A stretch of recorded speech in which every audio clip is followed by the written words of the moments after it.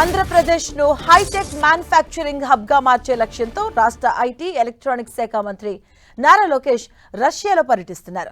తన పర్యటనలో భాగంగా మాస్కోలో రష్యాకు చెందిన ప్రముఖ సెమీ కండక్టర్ల తయారీ సంస్థ ఎలిమెంట్ గ్రూప్ ఉన్నత స్థాయి ప్రతినిధి బృందంతో ఆయన సమావేశమయ్యారు. ఏపీలో పెట్టుబడులు పెట్టేందుకు ఉన్న అపార అవకాశాలను వివరిస్తూ పలు కీలక ప్రతిపాదనలు వారు ముందుంచారు.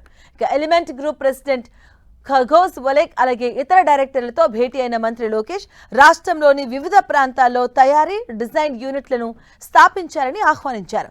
భారతదేశంలో వేగంగా విస్తరిస్తున్న డిజిటల్ రవాణా బ్యాంకింగ్ వ్యవస్థలకు అవసరమైన RFID ట్యాగ్లు స్మార్ట్ కార్డ్ మైక్రోచిప్ల తయారీ కోసం విశాఖపట్నంలో ఒక ఎలక్ట్రానిక్ కాంపోనెంట్ అసెంబ్లీ యూనిట్ ను ఏర్పాటు చేయాలంటూ కోరారు. అలాగే దేశీయంగా పెరుగుతున్న ఎలక్ట్రిక్ వాహనాలు సోలార్ కన్వర్టర్ల మార్కెట్ ను దృష్టిలో ఉంచుకుని నెల్లూరులో సెమీ కండక్టర్ పరికరాల తయారీ యూనిట్ ను స్థాపించారని ప్రతిపాదించారు. ఇప్పటికే శ్రీ సిటీలోని కార్యకలాపాలు నిర్వహిస్తున్న ఆటోమోటివ్ అసెంబ్లింగ్ పరిశ్రమలకు రోబోటిక్స్ ఆటోమేషన్ సేవలు అందించేందుకు ఎలిమెంట్ గ్రూప్ తమ ప్రత్యేక విభాగాన్ని ఏర్పాటు చేయాలంటూ లోకేష్ సూచించారు. కమ్యూనికేషన్, ఏరోస్పేస్ రంగాలకు అవసరమైన మాడ్యులర్ కాంపోనెంట్లపై దృష్టి సారిస్తూ వైజాగ్ హైటెక్ కారిడార్లో ఒక మైక్రో ఎలక్ట్రానిక్స్ డిజైన్ కేంద్రాన్ని ఏర్పాటు చేయాలని విజ్ఞప్తి చేశారు.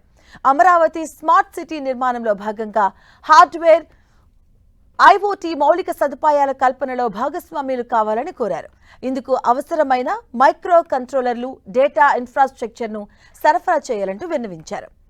మంత్రి లోకేష్ ప్రతిపాదనలపై ఎలిమెంట్ గ్రూప్ ప్రెసిడెంట్ ఖగోస్ వలేక్ సానుకూలంగా స్పందించారు. భారత్లో తమ కార్యకలాపాలను విస్తరిస్తున్నామని, ఇప్పటికే భారత టెక్ సంస్థలతో కలిసి సెమీ కండక్టర్ పంపిణీ నెట్వర్క్స్ ను నడుపుతున్నట్లుగా వివరించారు. దక్షిణాసియా మార్కెట్పై ప్రత్యేక దృష్టి సారించామని, ఏపీ ప్రభుత్వ ప్రతిపాదనలు ఆకర్షణీయంగా ఉన్నాయని తెలిపారు.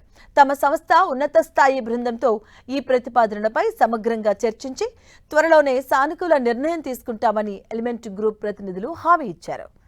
మాస్కో అడ్వాన్స్డ్ ట్రాన్స్పోర్ట్ సెంటర్ పనితీరు అద్భుతంగా ఉందని, ప్రపంచంలోనే అత్యంత వేగంగా అభివృద్ధి చెందుతున్న ప్రజా రవాణా వ్యవస్థలో మంత్రి నారా లోకేష్ ప్రశంసించారు.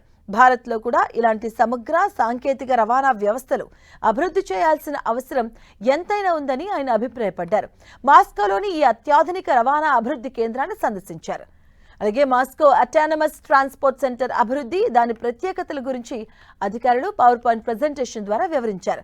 ముఖ్యంగా మాస్కో ట్రాఫిక్ మేనేజ్మెంట్ సెంటర్ పనితీరు, కార్యకలాపాల గురించి లోకేష్ ఆసక్తిగా అడిగి తెలుసుకున్నారు.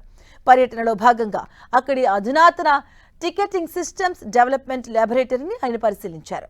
మాస్కోలో మెట్రో, బస్సులు, ట్రాలీలు, ఎలక్ట్రిక్ రైళ్లతో పాటు బైక్ షేరింగ్, స్కూటర్ల వరకు అన్ని ఒకే పర్యావరణ వ్యవస్థ కిందకు తీసుకురావడం అభినందనీయమే అన్నారు మంత్రి లోకేష్.